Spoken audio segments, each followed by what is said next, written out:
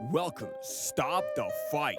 And today we are discussing the post-fight of Fury Wilder 3. Let's go! Don't brag about taking my side piece! Don't brag about taking my side piece, though! I broke my back. Back is broken. Spinal. He's strong man, good boy, just... What an end to this trilogy. What a legendary trilogy this has become. What an amazing third fight. What intensity and suspense these two men brought to the ring. That was one of the best fights I've seen in quite some time. That was probably the best fight, heavyweight fight, since the Lehman Brewster-Lajakovic fight. And this, of course, for a much higher stakes, so this is a better fight than that. Wow, this was, I think, a little bit better than the Joshua Klitschko fight, which was the previously really great heavyweight fight.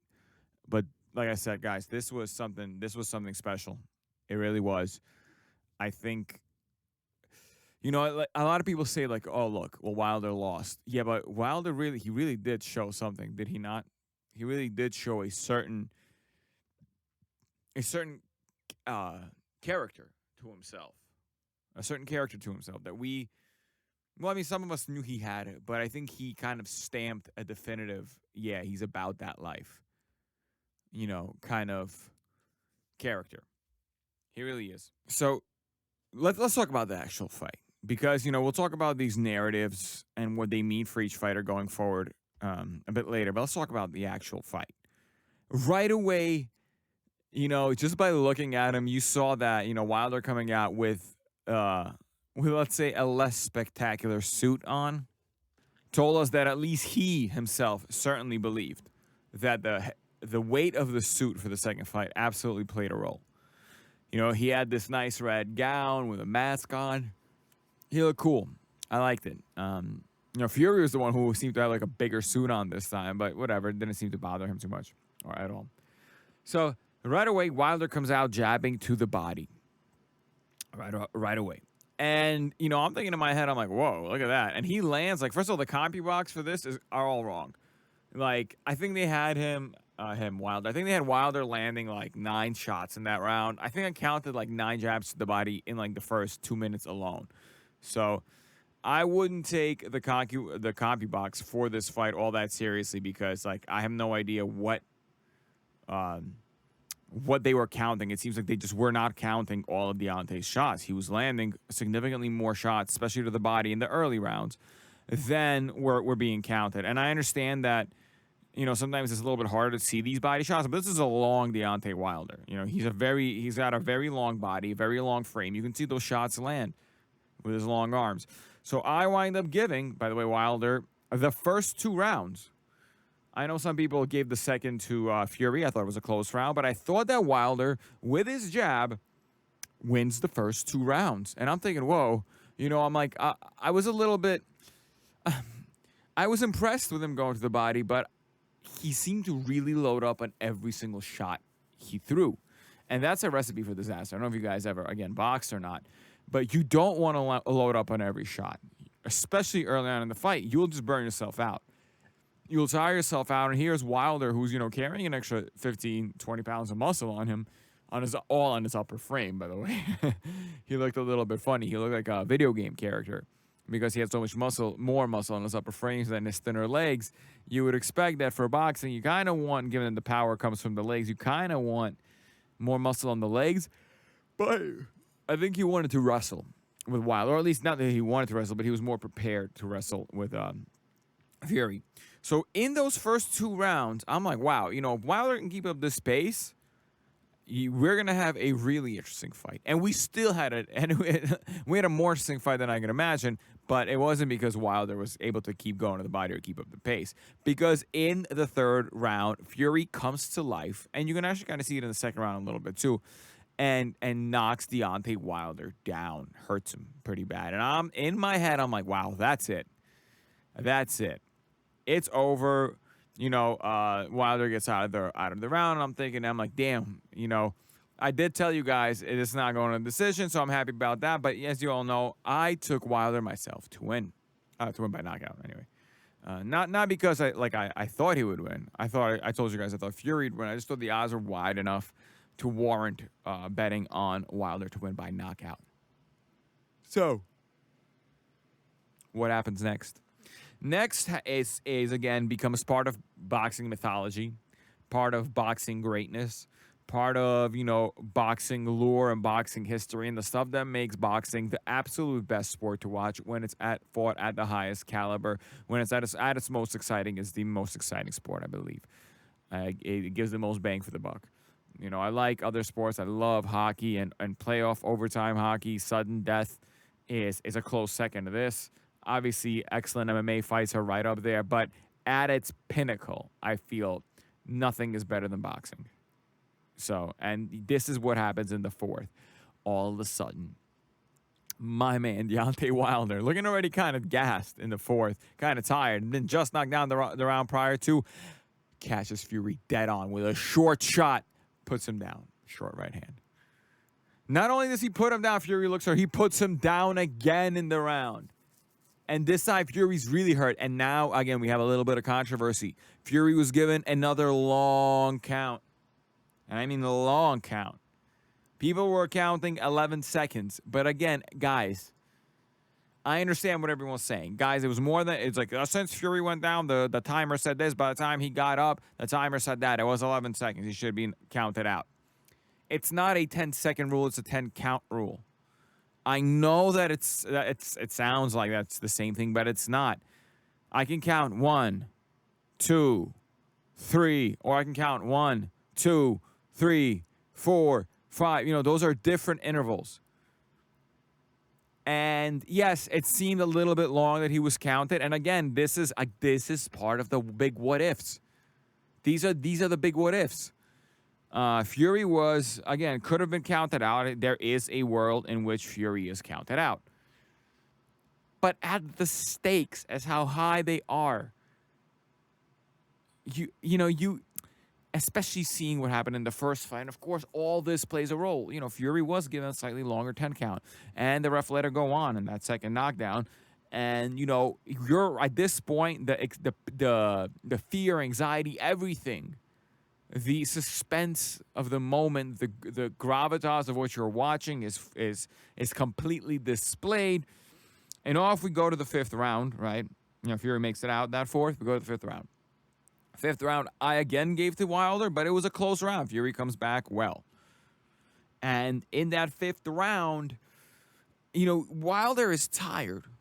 It seems like he really wanted to put Fury away in the first half of the fight. And that's kind of what I told you guys, remember, if you listen to my pre-fight, is that this is what we're waiting on. I believe that if Wilder doesn't have Fury in trouble early on, this fight is over. And he kind of does, even though he was in trouble himself. That's the excitement of it. Unfortunately for Wilder, that was the last round I gave to him. Of course, I gave Fury the 6th, 7th, 8th, 9th, and then in the 10th round where it was ultimately over. Ultimately, the fight had ended. I'm sorry, not the 10th, the 11th round. The 10th round, he knocked down Wilder again. And Wilder, of course, somehow makes it through. I know that 9th round was close. Some people gave it to Wilder. I didn't. I only gave Wilder, again, that 1st, 2nd, 4th, and 5th rounds, and that was it. Again, on my scorecards, it was pretty close. So by the time the KO came, I had Fury up 2 points, 94-92. In terms of actual rounds won, Fury won the majority at that point. On my scorecard, it was 6 rounds to 4. But with the knockdowns and stuff, it seemed a little bit closer. Or, again, the scorecards are weird. I thought Wilder was within striking distance, but he was really getting outboxed and beat up in those final, I felt, 5 rounds. Everything after the 5th round, I thought it started to become kind of like one-way traffic. You did have, again, Wilder in spots. What made this fight so exciting is in spots Wilder would hurt Fury. And at any moment you knew that if just the shot came a little bit better, that again, the story could be rewritten in this fight. Unfortunately, though, Fury eventually catches Wilder with a beautiful looping right hand that brings Wilder down next to the ropes, and the ref does a great job stopping the fight right there. The fight could have been stopped in the previous round for sure, and maybe even a round earlier, even though I know some people gave Wilder that round, but it was becoming less and less competitive, and Wilder looked like he was taking a lot of damage. A lot of damage. Again, the same issues kind of plagued Wilder throughout this fight as plagued him in the other 2 rounds. That Fury's a much better boxer. He just is. And even though Fury is vulnerable at points, like all boxers are, he's not vulnerable for long enough. I know it sounds silly saying it against Wilder, but he's not. It seems that like with any fighter, you can kind of get used to the power. There are some fighters. I remember the Mikhail Kessler versus Andrade. I think that was his name, Andrade fight. And Mikhail Kessler was a real puncher. Obviously not as heavy-handed as Wilder relatively at 168, but a heavy-handed guy. And he was lighting up Andrade, or I forgot exactly how you pronounce his name. And after a while, it didn't even seem like the punches were doing anything to Andrade. And why is that? Well, because sometimes in boxing, when you keep hitting at the same power level, same level of power, and you keep hitting the other guy, they kind of just get used to it. The brain is just like, yeah, we're used to taking this. And I have a feeling a little bit of that was occurring with Fury, as there were points, again, of course, Wilder's snap had been kind of the speed, the sting had been taken off a little bit due to the fatigue. But it seemed like Fury, I was more confident in Fury winning the fight and even getting the stoppage by round 7 than I was, let's say, obviously, earlier, when it looked like Wilder was about to actually stop Fury in the mid-rounds. That round 5, the rounds 3 through, I would say, round 7 were some of the most just intense, gut-wrenching 5 rounds I've ever seen. From the knockdown in round 3 to the double knockdowns in round 4 to the kind of post whatever happened in round 5 to the switch and turnover in round 6 and 7. Those rounds I felt were just insanity. Like you don't know what to watch. You're nervous for the fighters. Forget about the betting aspect. Like, of course I wanted my bet to win there. I told you guys I wasn't even hedging. And in this case, my hedge wouldn't have even held, as my hedge would have been the under in case Fury knocks him out early. Fury did knock him out early, but it was well above the 7.5 rounds that they were giving you. Again, 11th round. My close family member actually, my close family, my wife, my wife actually took the over and cashed in. So she understands the game better than I do. But it was really something. Obviously, the fight was intense the entire time. The fight was insane the entire time. It just peaked in those 5 rounds where you didn't know what was happening. Of course, once the knockdown happened around 10, you can just tell that Wilder just did not have enough left. Was it a situation with how much he weighed? I think it probably had something to do with it, but a lot of people are saying he shouldn't have put on that muscle. I think he should have, because had he not put on that muscle, Fury again would have just kept what do you call him, leaning on him. Like he just controlled him on the inside too much. But it seemed like he was first of all, the ref did a great job for Wilder. Gave Wilder much more chance. Didn't allow Fury to fight as dirty as he did in the second fight, because before any history gets rewritten, yes, Fury came out and yes, he destroyed Wilder in the second fight. It is also the case that Fury was very dirty in that fight. It just was. Guys, this is the truth. Fury fought like dirty. Same dirty that he fought against Vladimir Klitschko. This is one of the reasons why Fury I'll be frank, is not one of my favorite fighters. And yes, I was a little bit biased when I took the Wilder bet. I do like Wilder more than I like Fury. I always believed Fury to be a little bit too, that whole Gypsy King attitude, the dirty fighting in the ring. It's not my favorite. I'll tell you the truth. Not my favorite. This is a little bit, I'm just more I do root against Fury most of the time. Again, I'm not whatsoever butthurt about this a loss. I believe we witnessed one of the best fights in the past 20 years. We really did. This is really up there, guys. I think this was better than the Klitschko-Joshua fight, which was an amazing fight. Again, it goes to show you guys, we are in the heavyweight. We're in the golden era of boxing. We really are. Because just think about it. We had the Vladimir Klitschko-Joshua, and now we've had the Usyk. Oh, that wasn't a really great fight, but now we've had the Tyson Fury and Deontay Wilder trilogy. You know, we're talking about some really, really, really like amazing fights in a 5-year time span. That's amazing. You know, because these are defining fights of a generation. We truly we've been in a golden age for quite a little bit of time in boxing now. With what Canelo has been able to do with the Golovkins, the Kovalevs, the Lomachenkos, the Gervonta Davis. I mean, we have a hot sport. You know, it's always easy to shit on boxing. And I agree. Things did not, outside of the Super 6, things were not looking good in 2010. You know, as much as great as Bernard Hopkins is, he's not great for the viewing audience. He really is not. Floyd Mayweather's run, it was great in the sense where what he did was great, but the viewing was not so amazing for Floyd Mayweather. We had Pacquiao, yes. We had good stuff. We had the Super 6. We had we had good stuff in the late aughts, as they call them, right, in early 2010s. But that was not a great period. And then obviously the Klitschko reign for another 5 years was not the best. I like Klitschko, but again, not the best for boxing in terms of viewing experience. Early on, Klitschko was amazing. Obviously, super awesome to watch. He went in for the kill and got himself knocked out, and he fought differently the rest of the way. He got Emmanuel Stewart. Obviously, speaking of Emmanuel Stewart, he gets a lot of praise for this because this was Emmanuel's nephew, Sugar Hill, that wound up training Tyson Fury the Kronk style. Tyson does actually have a better overhand right now. He's gotten more stoppages recently, I think. How many stoppages does he have in his last fight?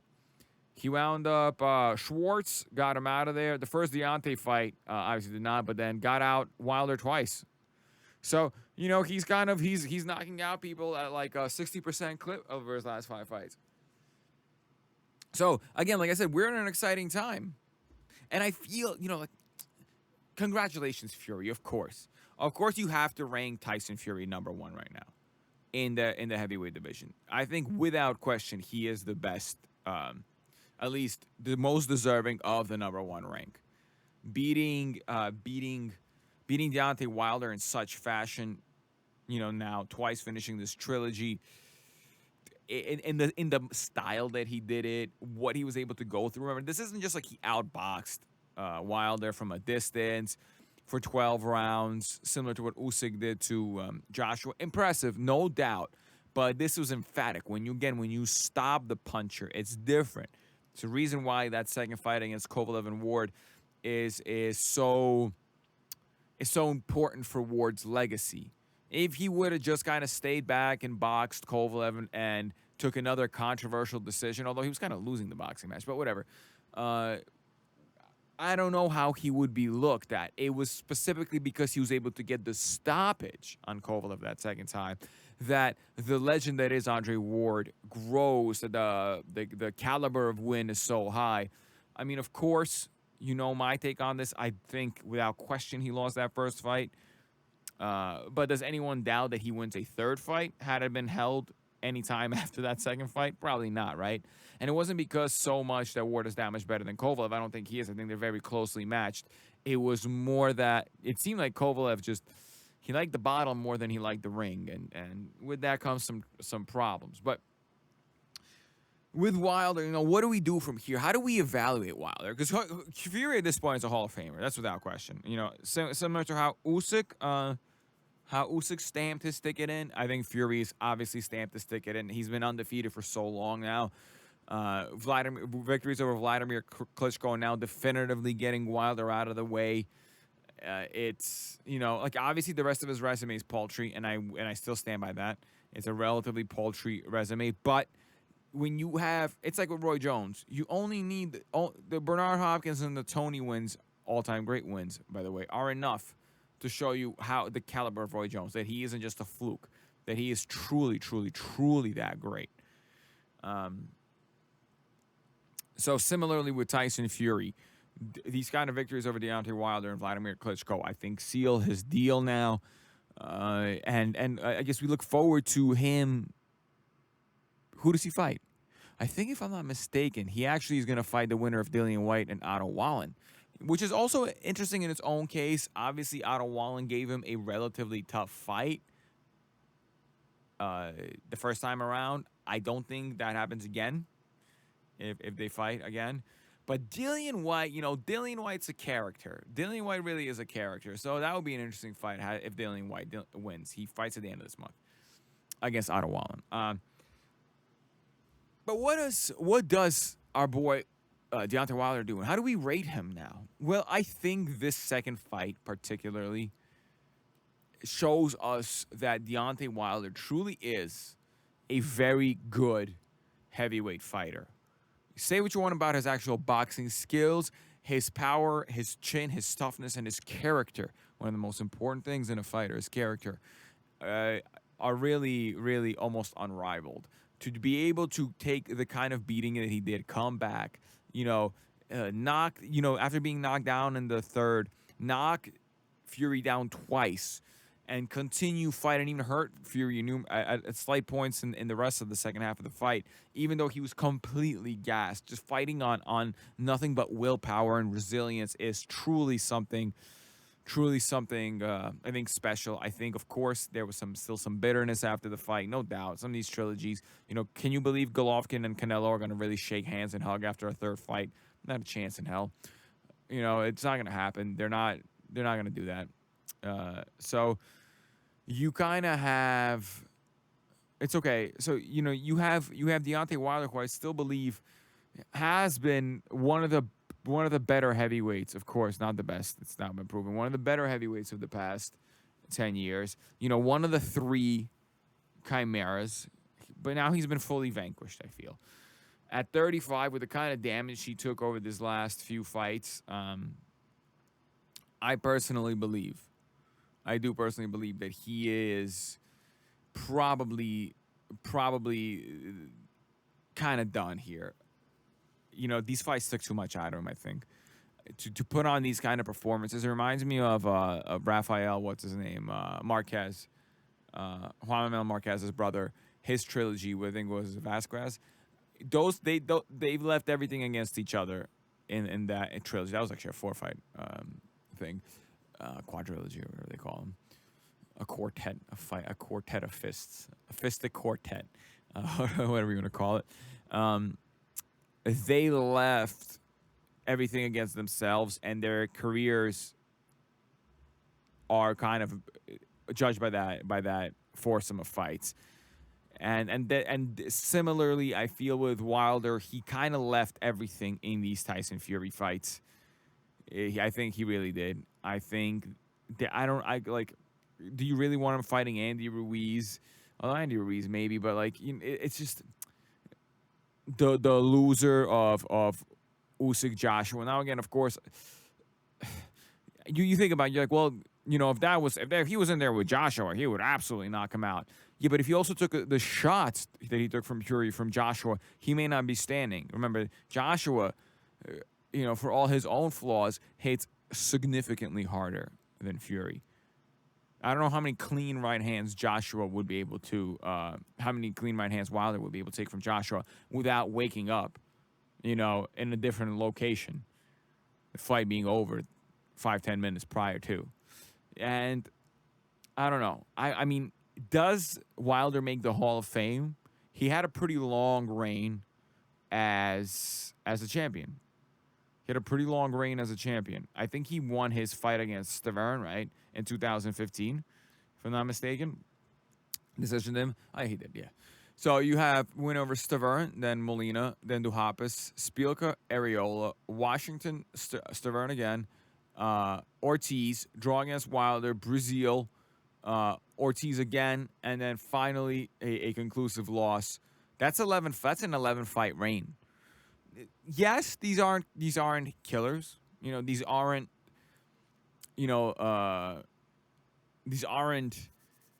kind of the names you want to see on a resume. Arthur Spielka is, an athletic guy, but not a full blown heavy, and has since completely fallen off. Duhaupas, decent, durable guy, but again, not a particularly, kind of top 10 guy. Areola in 2016. I mean, it's better than beating Areola in 2021, but it's not an Areola of 2009. Gerald Washington, which seemed to cause a lot of trouble for Wilder before he was finally stopped. Stavern the second time, which he knocked. Stavern was a powerful guy, but he was a pylon, as they say. He never moved, not one way or the other. I guess when you're going to be judging Wilder, you're judging him. Yes, the Luis Ortiz fights were good.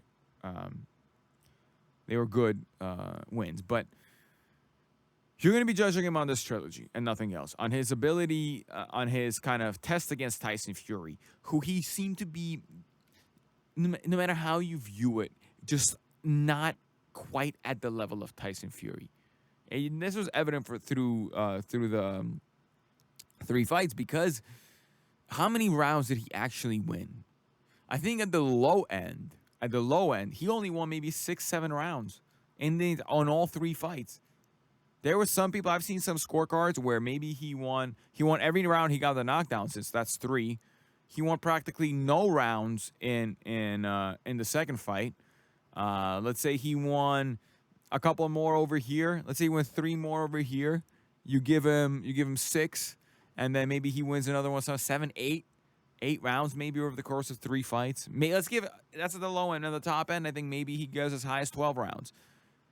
12 rounds over the course of 3 fights is not.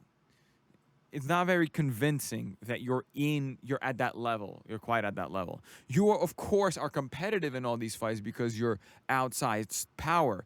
But I think him starting the game so late really hurt him. It seemed like at points his hooks were sloppy. His right hands were reaching.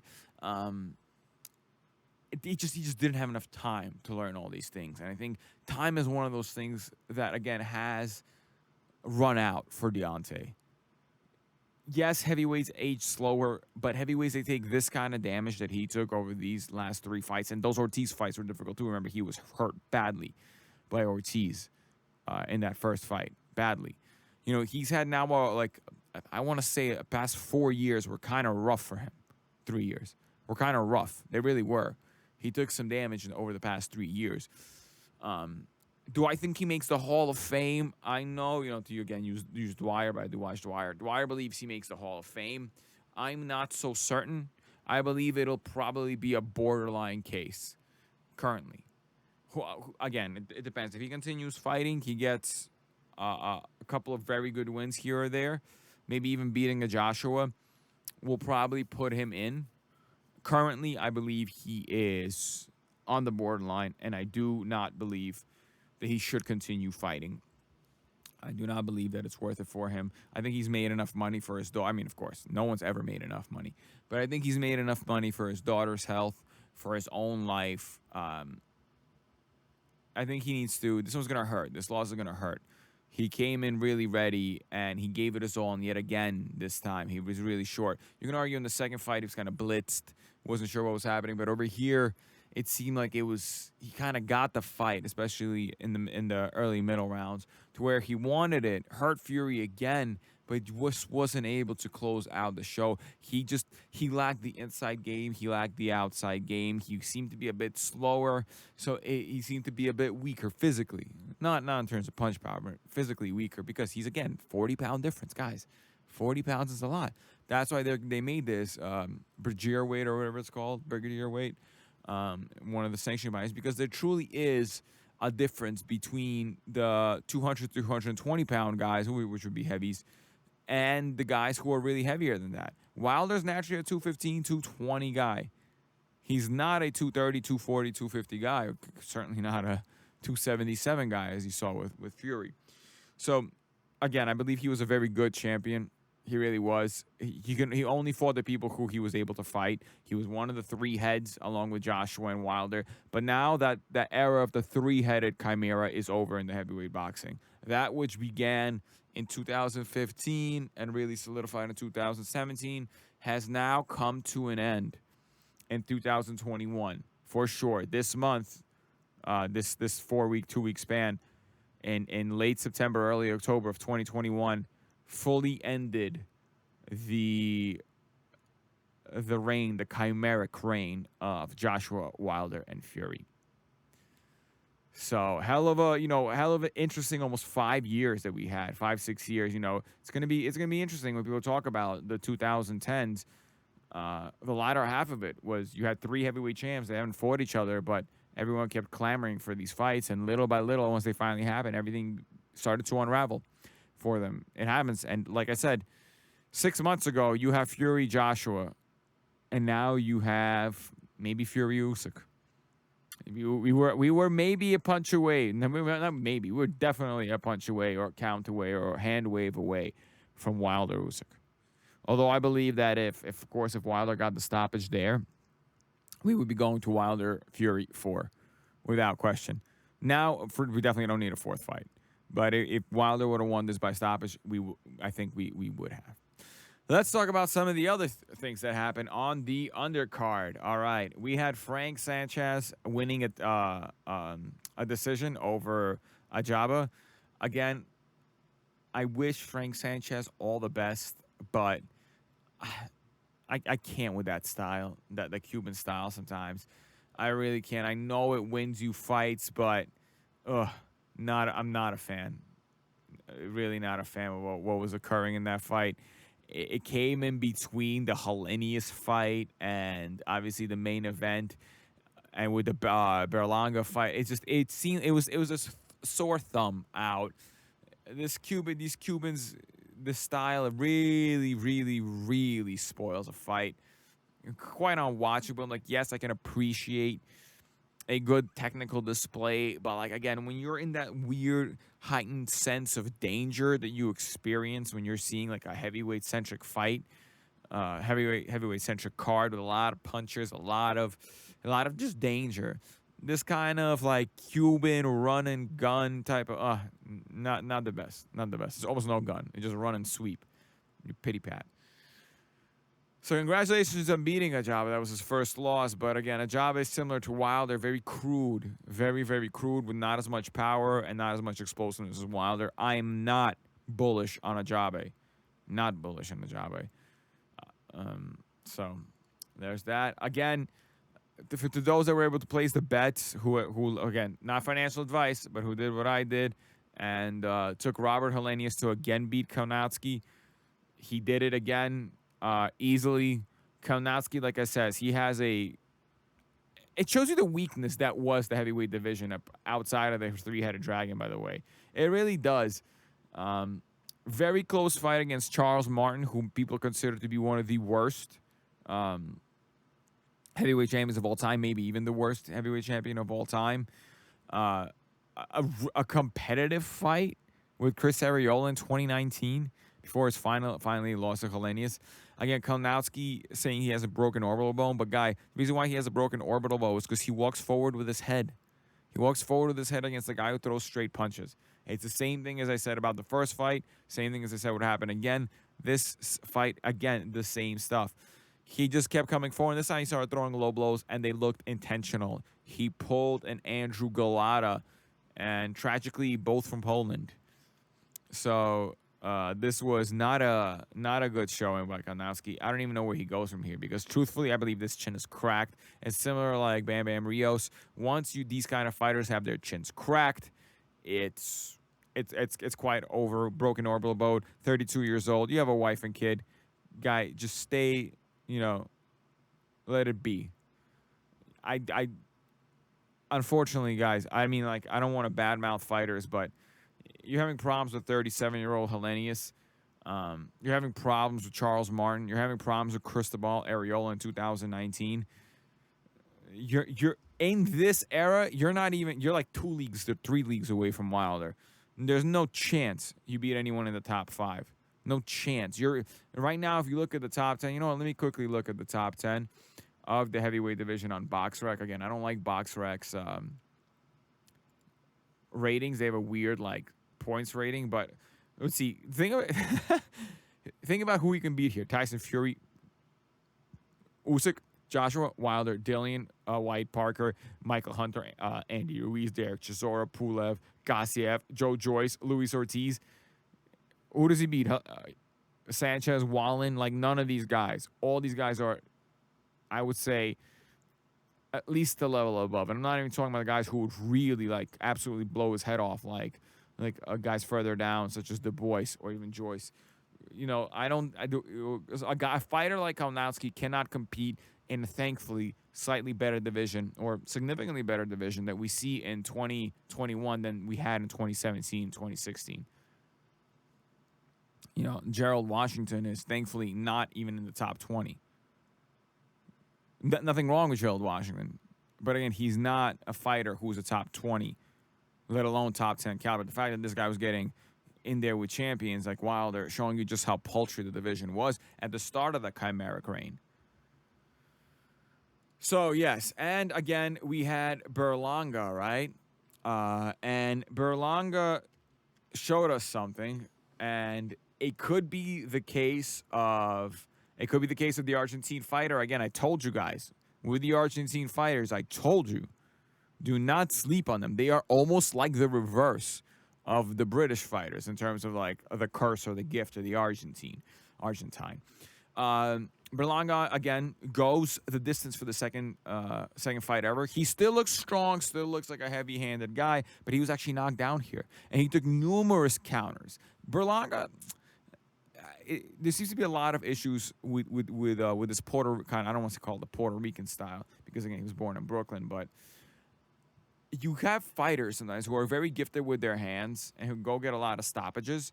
You have to imagine that, just count the rounds for Edgar.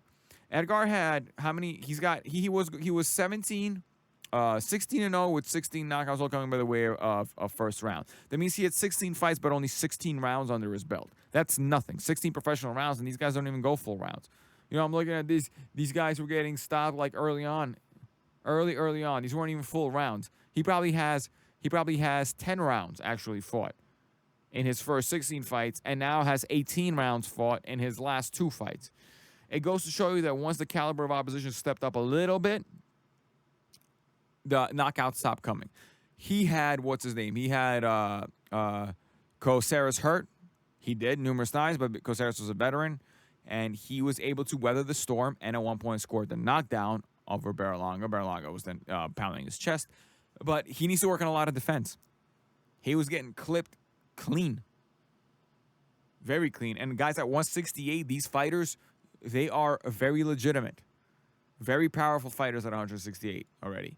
Once you get, basically the way it works in boxing is once you get above 147, the power is too real. You can't take any, below 147, those guys, you see it all the time. A lot of Mexican great fighters have fight down below those weight classes, and they just, it seems like they hit each other with everything. These guys don't go down. Yeah, that's not going to happen at 160, 168, 175 and above. They ain't going to happen. You take those shots from Canelo Alvarez, it's over. It's over. Benavidez, it's over. Rosado recently just stopped. Guys, there's no way. Lemieux clacks you with a left hook like that, counter left hook, Berlanga's not getting up. So these are all important things. These are all important, even Daniel Jacobs, who obviously didn't look so hot recently. But once these fighters can crack, you can't be taking those kind of counter shots. You'll never survive. So again, guys, that was a trilogy for the books. Really was one of the best trilogies of all time, up there with Bo Holyfield, of course. These are the fights that this trilogy made both fighters. It's Tyson Fury's now certainly a Hall of Famer.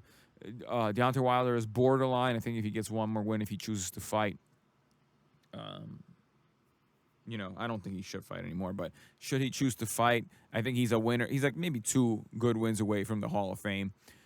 And history keeps marching on. I keep saying it, but I do want to make a golden era of boxing podcast to talk about just how good we've really had it. As boxing fans, we're salty. We like to complain and stuff. You know, we see the amazing stuff that the MMA and UFC is doing in terms of matchmaking. Again, I've explained this before why that's different in boxing. But again, this is an amazing fight. If you haven't seen, you have to watch it. I'm actually going to be rewatch the trilogy because the storylines are so tantalizing. Sometimes boxing is really great to rewatch. Again, because you can almost feel it in the fighter as he, in this case, Deontay Wilder, knocking down Fury 2 times, and you think, can he do it? Of course he doesn't, you know this, but nonetheless, that emotion will still be strong. Again, guys, that's gonna do it for me. We'll see you guys on a Thursday. It's over. I'ma go home and break my wife's hip. Don't brag about taking my side piece. Don't brag about taking my side piece, though. I broke my back. Back is broken. Spinal.